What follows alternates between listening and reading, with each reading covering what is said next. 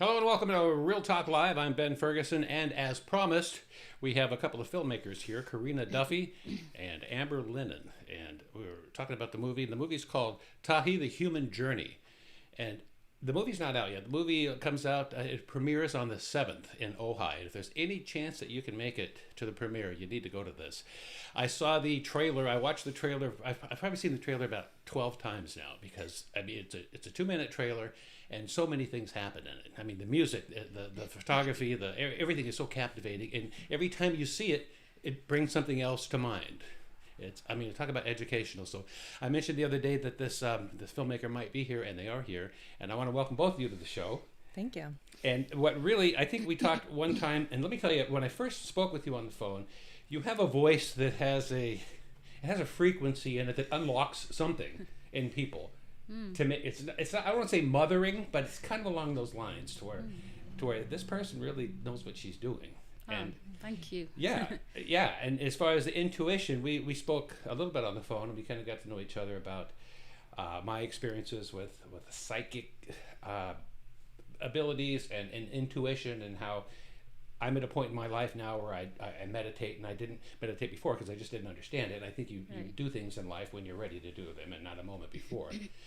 And now when I meditate, I'll say just briefly, when I meditate in the morning, it's like an algebraic equation on the chalkboard. Remember in high school, the whole board was filled with numbers. Right. And when you're done meditating, that's just all erased. And you have a brand new day, and anything's possible. And that's the way I see it as far as meditating for me. Right. So right. is that kind of I'm new at this, so you'll have to tell me if I'm along those lines, right? Yeah, totally. I mean, meditation, it wipes your slate clean. It clears the monkey brain, and we all have so many thoughts going on, thousands of thoughts a minute. And if we could just meditate and just get back into our body, into our hearts, and you really feel after the meditation, like this is what I was born to do in life. This is what I'm supposed to be doing as a human being calm every minute of the day, not hectic. And we're supposed to be human beings, not human doings. So Right. Well, when I'm done meditating, it's like I just walked into a carnival, and everything's ready for me to do and experience and have fun with. And I think, like I mentioned to you, that when in my 40s, I knew everything about everything, and I was the hippest, slickest, coolest guy in the world. And it got lonely. I mean, there's nobody else like me that was as smart as I was, and anyway.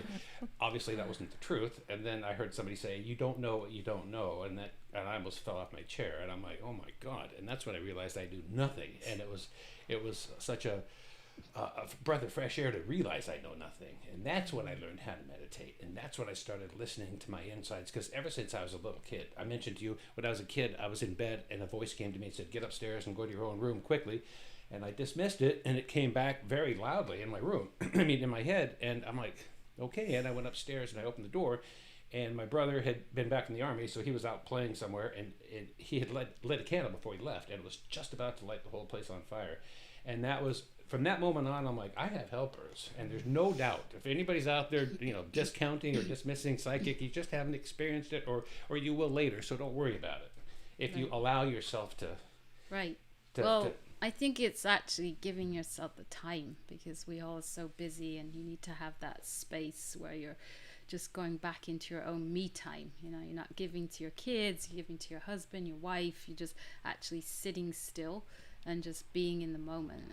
And that's actually how this film came about. Getting back to the film, was I was just in a place in my life where I was tired of living the rat race in Hollywood and just constantly go trying to make all this money and be this huge successful producer, and I was crashing. I was like, I can't live like this anymore. This is not me. It's not what I came here from England to do. I wanted to be in a film that mattered, not a film that makes just tons of money because it's just all about the Hollywood money. So, well, from what I've seen, I think that film will eventually get there. Yeah. But we talked the other day about when that message came to you. Right. That's and what we saying, we spoke about, because something came to me and I thought, how in the heck is this going to happen? And the message was, don't you worry about how it's going to happen. We'll take care of that. You just be there and be present. Right. And that's what happened with you with this film. Yeah, Tell us about that. I had a series of dreams, and they just kept getting stronger and more vivid. And I heard in the dream you have to tell the story of oneness around the planet, and I was like questioning it, like, how am I going to tell the story of oneness? That's a huge endeavor, like that's crazy. And travel around the world. And travel around the world and find all the money to do that. So every step of the way we were taken care of. You know, the money would arrive, we'd find investors, we would know, everyone in the crew knew where we were going. We'd just set out and we would meet the right tribal chief, we would meet the right place, we'd be in the right place at the right time. Either meeting Amber, my producer, and putting this film together, she came exactly at the right time when we had to put this movie together. And she can speak about that too, like how we then put the film together. Well, yeah, it was quite a journey. I mean, even do you feel like, excuse me to interrupt, when you met her, did you feel like this was all pre-planned? And Oh, absolutely. I mean, not to get too personal, but at that time I was going through a particularly difficult time, and I had literally tell just us what it was. Well, let's call it divorce, largely. All right. We'll move past that. We'll move. Yeah. So, and I had literally just prayed like a week beforehand, like I need a project, I need something, because I've already been, a journalist and a writer for a number of years prior to meeting. You were working in the Ojai newspaper, weren't you? Yeah, the Ojai Valley News and the VC Reporter and different, Ventura County publications, and a mutual. So fast forward a week later, I needed something, to direct my energy toward, because it was just time to move on with life. Exactly, move on with life. And so a week later, a mutual friend of ours who had worked on the music score for the film came to me and said, "Hey, you're a writer. I've got this amazing woman, and she's doing this incredible film about tribes." And I had grown up very much in tribal environments. In Arizona, primarily, in Missouri. Well, because my mother is and always has been very interested in Native American culture. And so as a child, we went to the Hopi Reservation and were part of different ceremonies there that I think I look back now and I realize how special it was, like, to go to an actual Sundance and see the piercings. And, it is something. Well, you and are so, part Native American. Yeah, and we are part Native American as well. So when I heard about this film that was about tribal people and indigenous cultures around the world, I was just so excited. And yeah, when you guys opened up the door and we met, it just was like, let's do this. Yeah, I don't think it's any mistake that all three of us are sitting here either. Right. Yes. One thing I want to mention too about, I saw you talk about the sound, whoever did the music to it. When you watch that trailer, from the very first moment, you're sucked into it from that music. Right. Yeah. Right. And honestly, every time you watch it, you learn something new.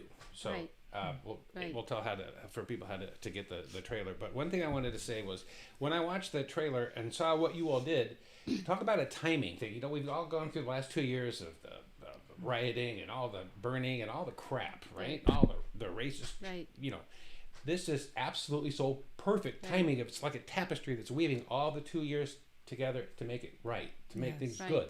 Yeah. To get away from all the fires and all the... Well, the message of the film is about oneness, about how we are all connected. We're on the human journey, but we forget that we're all brothers and sisters. We're all alike. And when we went to all of these tribal countries around the world, 21 countries, we went Africa, India, Nepal, Polynesia, we saw that these indigenous cultures are very similar to us. Like in Africa, the women they may live really remotely, but they will shave their legs, but with fire embers on their legs, where we'll use a razor. And I showed them our razor and they're like, "Wow, that's an incredible thing, you've got a razor." And I gave them a razor and they showed me how to do the embers on the legs. So it's amazing how similar we are. They're just living differently. There may be 6 wives and 1 chief. And then we had another story where when that chief is away visiting the other wives, they bring their boyfriends in. So we got a lot of different... The chief goes and visits other wives? Oh, yeah. So he had this sounds 6... like a little bit of a party. It was. So we got the real story of the chiefs. It wasn't of the actual tribes. It wasn't like, oh, we're going to just watch it as a BBC kind of distant opinion. We got really in with these tribes. They showed the stories. Excuse me for interrupting. Were the wives appointed to the chiefs, or did they? Yeah, they were, but then they bring the boyfriends in. Like and they have a great time. So it's like it's so different than watching just a flat BBC BBC documentary, but we're showing the commonality, the community. Like when one woman miscarries, the whole village goes out and they cry with that woman. When one woman is like, you know, there's somebody passing away, everybody is crying that grief and that death. You know, it's not just like, oh, well, you go cry inside and like how we do it. Everybody comes together as a one community. Nobody is left alone. So that was really important for me to show, especially as we live in the Western part of the world where we all are very separated Was and that the individualized. message that you were trying to convey when you started out on this journey? Yeah, I got the message in myself, just in your dream. In the dream, but also going in coffee shops and seeing everybody with their heads down and the computer and texting, and I was like, we've got to live differently than this. Why are we not all on one table just hanging out, laughing, joking? We're all separate. We're all like in these little individualized boxes. Right. And is the rest of the world doing that? So I went a little crazy and I went to 21 countries and tribes and saw that no, we're not. We are all connecting, and not to shame us, but just to say maybe lift your head up from the computer one day. Lift your head up is exactly the correct term. Say hi to someone. Say hi to your fellow computer person next to you. And yeah, so in the trailer where the children have nothing, but at the same time they have everything. They have right? They have no Xbox, they have no iPhones. They're just playing with sticks, and they're the most happiest kids. I mean, they're not living in perfect utopia. They have water shortages and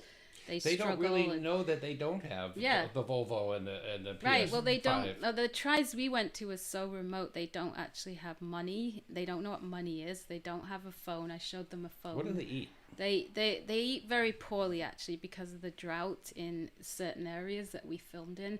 They are struggling, so we're raising funds at the moment to put wells in, and they're eating like this. In Africa, they're eating like a strange porridge that just to us didn't taste very good, and they were living off that, and it was intense. So like we filmed carbohydrate? That. Yeah, it's very dry, wheaty kind of porridge, and they don't, even their animals can't survive because there's such a drought in Africa. Yeah. So one of my missions before I leave this planet is to get the whole of Africa water. Like there should be no reason why Africa and these dry continents have no water. And the women walk 3 hours for water and bring a tiny bit back and then give it to all the children, and they hardly have anything. What about moving them to a different area? It's just dry in all of these areas, and they do move around, but you know, they're very connected to the land. Because talking about spirit, they know when an earthquake's coming. They're connected to the weather. They don't have any weather app. So they know, don't they, Amber? They know, you saw in the film, they're like, they know exactly what's coming. They know if someone's going to be sick in the village. Remember what the chiefs talked about? Oh, yeah. Well, and as far as moving them, like the Himba chief is, you know, he says, I hope the Himba always live this way. You know, this is his desire for his people, is that they always live that way. Do they know about other cultures like do they know about the United States? Do they know we exist? Not really, do they? They don't really. They know of us, and they thought. Does one ever get out like the Amish to come back and tell everybody what they saw? They don't get out that way. They're very connected to their village because everything is happening there, and they have to be connected to each other. Yeah. So they're not living individualized. Like, oh, I got to go to the next town and set something else up. And well, except for really Western. Yeah. I mean, Western. Yeah. Do you want to talk about that? There was one character. There is one escape. Who had this huge fascination with Western culture, and so he actually called himself Western. He called himself Western, and you know. Did he come back here? He did. He was your guide, right? He was our guide, and now he has a big hotel that he set up in the next town over. And he's traveled all through Africa, and he actually ran away from the village at 8 years old and wanted to be a Westerner. So is it going to be commercialized with this hotel? Are people going to now see the film and want to be part of this? People are already going to his hotel, and he takes them on tours to the indigenous villages that he knows about. But he does it very, very sacred. You know, it's not like a touristy Disneyland. Over time, it's going to muddy up the waters, though. I'm worried about that because you know every indigenous tribe changes. You know, once the culture comes in, it'll be for the good, though. Yeah, hopefully, yeah. So yeah, the whole message of the film is about let's all connect more. Let's all have more kindness, more heart, more compassion. Let's just find out what our neighbor's doing, go and check on them. There's an old lady down the street, check if she's okay, you know, not just walk past them. So just hearing all that versus tearing down statues and all the fires and stuff that we've had, don't you? I mean, isn't it just a perfect, like I mentioned, tapestry, everything coming together? at the right time. I wanted to ask you as a producer, was there any times where you had some issues or problems with getting, there had to have been, where somebody didn't like you or didn't like what was going on, or how do you deal with that without getting the chief on you? Yeah, exactly. I mean, I was not part of this process during the filming at all. So I was in post-production, but Okay. I mean, in terms of, there were all kinds of hiccups you can talk about the actual journey and how many hiccups there were the there. Editing, Were they demanding to see the final film before you let it go? Sorry, what was that? Was the chief demanding to see the final production? No. They just basically, when you walk into any village, they look at you very deeply They shake you down in your a little bit? soul, and they see if you're genuine and you're sincere, if you have bad spirits around you. And they always said yes to me, so I guess I'm okay. They always said, yep, she could film us. And they don't really know what filming is. So it's not like they're ignorant to it. They're just not aware of TV. You know, they don't have a television playing in their cabin, you know, or their hut. So, and everywhere we went to places with no electricity either. So how about food? Did you bring your own food? We lived with them and we ate what they ate mostly. And then sometimes we brought our own food, or we would go in and out. Did you share your food with them? Well, I actually had a fund, and I actually spent, in this African village, I spent $500 a day bringing them in supplies so they could last another 4 years. So that was something I wanted to give back to the tribes, and every village I went to, we did that. We made sure we left them better than we'd found them, where we could give them supplies that would last. You know, so that was very important to us. I had a grandfather that went to Pakistan in the 60s, and he would teach them how to grow rice in areas that they couldn't. Right. So that's pretty nice. Yeah, that's the thing. But getting back to the question that, we had challenges along the way putting this film together. I want to hear somebody has been a big, huge crisis, isn't it? Yeah. Well, you mean on location or out in post-production? Oh my gosh. Well, I mean, first of all, when I came onto the project, there were 700 hours of footage. No, then it was the 1,000. Oh, sorry, 1,000 hours of footage, and you know, a film about the whole planet can obviously be spun in a million different ways. You can make a million different movies out of this footage, and so trying to maintain. You kept it very simple. Eventually, it got more simple. We started out. I know it is, and really it was led. We've had some amazing people that have contributed their talents and helped shape this film. You know, besides Karina and I, Are you behind the trailer? Did you put all that together? Yes, she did. Yeah. Well, I wasn't the editor, but yes, we. So I'm gonna mention one more thing about the trailer. Now, this seems odd. It doesn't seem odd, but it seems interesting that I picked up on it. There's one shot of you, a split second of getting paint on your face. Right. But the shot of you, the intensity on your face and everything that's happening, even though I watched it like 8 times, I kept going back. It said a lot more than just what was happening. Right. And that's all I can say. I'm not smart enough to figure out how to put it in the other words. I was completely embedded in their culture. I mean, my heart was torn leaving every village I went to. I wanted to stay with them and be with them, but it is hard as a Western body to live in those climates, whether it was Nepal where it was freezing cold or boiling hot in Africa, and we're used to air conditioning and our green tea lattes, and it's not that and we showed that in the film, that I'm uncomfortable in these positions. I'm like, you're putting my body to the test here, but my heart feels so alive, so welcomed. There's no judgment. They don't we have a line in the movie, you can look like a troll in the morning, you don't even have to do your hair and they will love you. But we're all like, got to do our makeup to go out, we got to look great, but they don't care about any of that. You know, when I was a kid, and still, when I wake up in the morning, I'm so excited. I just still jump out of bed and I just want to run and go have fun. I don't worry about my hair so much. But you're a guy, so it doesn't matter. Well, I mean, I run and go down and do paddle boarding and just enjoy life. Right, just be genuine. When I mentioned that stripe on your face on the trailer, I just wanted to give you a compliment, because what I meant by that was you somehow you told that story when you did the trailer. Yeah, she pulled that out. It's amazing. The trailer's amazing. It is amazing. It's almost a movie in itself. It is. It's beautiful. It makes me cry when I watch it, honestly. It's like such a completion, like, and then there's the trailer. It's amazing. I thought it was a short movie. I thought that was it. Oh, really?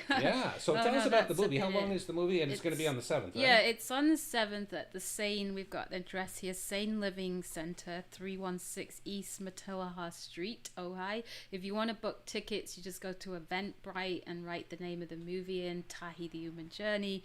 it's 2 o'clock on the 7th of November, and it's our first premiere that we're ever doing. So God, we're I wish so I could be excited. I know you're off in your Arizona house. I am. Yeah, you're building your tribal land. Oh man, I'm so excited! I'm filling it with furniture, and I just love doing that. Well, kind we of stuff. have a tagline in our movie also that you can sit in your own sofa and go around the world. You don't really have to go out and travel, especially in these times, and you can just see the whole world from our movie, and you can understand their cultures. So I tried to capture that when I was filming. I wanted people to feel what I'm feeling through my camera. I wanted to put that heart into the lens. And people need to see that film right now. It's very, we were talking about this. Amber has a whole story around the timeliness of releasing this movie at this time. That's what I right? meant. After this 2 years of craziness, you Yeah. guys are, I know. And Well, we released it in the middle of a pandemic. in the middle of a pandemic, and really the film, we came to completion last November. Was there COVID where you guys were? Were these We people getting released sick? the film on the week of the election. Yes, we didn't so do we this were- deliberately. It just happened to be, didn't it? Right. So we were already in this polarized political situation, extremely polarized political Right. situation. And so even that felt so timely and appointed that, and then that just carries on. Look at where we are right now. We're in such a divisive time. The current towards separation and division is so strong. And I feel like a film like this is a salve for us as humans right now. We need to remember that we are connected, and that we don't, that tolerance is so important right now, and inclusion is so important right now. And so I'm blown away by how timely this film is and its message. You know, I was having lunch at Harry's the other day, and I didn't get enough croutons, and I thought I was throwing my hands up there, and I saw the trailer that night. I'm like, well, it wasn't such a bad thing not having enough croutons. I know Exactly. that is another line in our film that we say we complain our coffee is cold, and they barely have anything, but they're so happy, and we have all these discomforts because Well, we've got too much almost. We do, but I don't think there's anything wrong with that. Yeah. I live in excess, and I love it, and I'm okay with that. I don't feel bad about it. I mean, some people think you should feel bad.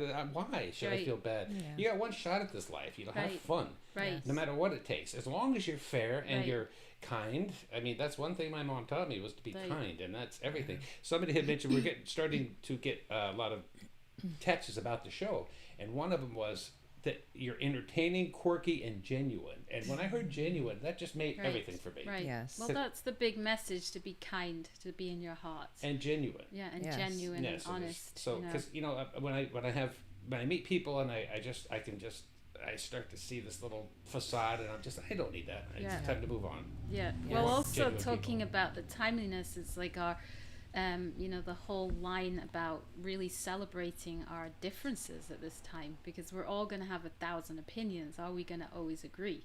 There's a million ways to do something. There's a million ways to live. There is. And that's what I was what we're saying, being tested on right now. the Western lifestyle, what I'm saying, I'm taking up for the West. Right, There's nothing wrong with it. It's just a different way to live. It's different, Yes. And we're not saying that in the movie. We're not I know you're slamming not. anyone. We're just pointing out different ways to You're live. opening our otherwise closed minds from Yeah. my crouton day Yeah. to seeing what it really is. Right. I mean, and all these people in Santa Barbara that Right. live here, all these directors, and Right. hopefully they're watching this, and I Right. see you two, and they're going to watch your movie, Right. and who knows what's next? Right. Because Right. everything's about, when I do a show, all I want to do is the Right. next show I want it to be better. Right, Yes. Better, right. better, better, and that excites Right. me. Well, we want to go back there again, because we have heard that the two main wives, the first two wives, have actually left the village, and they have gone and started their own tribe. And now they're a Really? woman's tribe. So we want to go film Tahi 2 now. That's like an the Oprah Yeah, situation. oh yeah. I'm It not is. sure if I influenced them, being a strong You woman may going not be into the tribe. most so- popular of the I chief. know. What about the guy Chief's that gonna built? chase me now. What about the guy that the Western guy that built the hotel? Will you stay Yeah, there? well, I still talk to him all the time. So if you went there, would you stay in his hotel? Possibly. I mean, I like to live with them. I really love to be embraced in their culture. So Now, this is let's really go back to the helpful. food, because I'm a food guy. The So food guy. did you bring food in and have them experience like I actually yogurt lived or a off hamburger? Luna bars. Here's an ad for Luna bars. Yeah, Yeah, they lemon had to zest. flip out over Yeah, a Luna lemon bar. zest Luna bars. I lived off that, and I learned to starve a lot because you just don't have time to eat. There's something going on day and night. A lot of them are dancing in tribal celebration day and night, so you're filming constantly. When we were in Polynesia, they danced for 7 days and 7 nights. Even the children, they only stopped for an hour or so to rest. It was like Brazil when I went. It Same was, thing. yeah, it was a celebration of love and oneness. We arrived in the middle of a oneness festival, and we didn't even time that. That was what I'm talking about, synchronicity of spirit. Spirit told me to go to this island. We get there, they're dancing for love and oneness. And it was so powerful. I was like, thank you, Spirit. You gave me a good message. And you were just led the whole way. The whole way. It was a spirit-driven film. Everyone said, how did you know where to go? How did you find these tribes? I didn't. I would just set out with a cameraman and myself, and we would just go places, and people would show up, and we were led. We were really led. So what I really like is at the very beginning, you were telling me that you heard from the Spirit to go do this, and you're like, how? There's no way I can do this. And that's what we have to trust ourselves. We have to trust to just do it. And allow it to happen, like get away, get out of our own way, kind of thing. Right. I mean, I actually put my own funds into this. I actually I had a beautiful home in Malibu. I lost that by putting it in. Everyone around me said, Karina's gone crazy. She's funding this oneness documentary, not knowing what she's doing. Well, Karina might get $100 million pretty soon. And I just trusted the whole way that I was driven to tell this message. Okay, back to the food thing. So when you give a guy that's been eating porridge for 20 years a Luna bar. Oh yeah, they liked it, but they said it was too sweet. They think the sugar was too rich, even though they're not supposed to have that much sugar. If you gave them a candy bar, they'd probably and do you know that in Africa their teeth are so straight and white, and they say that our teeth get crooked because we have so much sugar. Sure. We eat crap. It's pretty amazing. And plus we eat soft food, which rot their teeth and they fall out. And they also said a funny thing to me about food. I said, would you like to live like we do? And they said, no, it's very difficult. So I hear you have to go earn some money, get in your car, go to the supermarket, get the food, bring it back, and then cook it. We just go grab a cow, and then we just kill it and eat it, and we're eating within an hour. You know, I was at Whole Foods the other day, time. and it's very true what you just said. I have a minute, so I get these flashbacks. Right. I'm at Whole Foods. I'm looking at the glass case where all the meat is, and it's like because I know I'm part Neanderthal. We did the DNA thing, and I have like 2%, which I'm proud of. But I look at the glass case with the food, and I just want to go back and tell my people, hey man, it's going to be different. We're not going to have to run all day to from big tigers, and we're going to be able to just go point to our meat, and they're going to wrap it. We're going to go home and cook it. It's going to taste totally different. Instant food. So they think that we live very complicated. Well, I can see for a lot of people who are in fear of having these dead end jobs and wasting their lives. That is true. They're not enjoying their lives because they think they have to make their $2,000 to pay the rent, and send their kids to school or whatever. Right. They do the same thing. Well, I mean, and also just I know that your focus is on spirit in the show. So when we went to places like Vanuatu in Polynesia, we meet this man who's 90 years old, and he talks to trees, and he gets his messages from trees. And he is actually the guardian of the biggest banyan tree in the world. I like that guy. And so he was called a tree man. And he got a ton of messages that were accurate. He knew when the tsunami was coming. He did see world visions. He had traveled.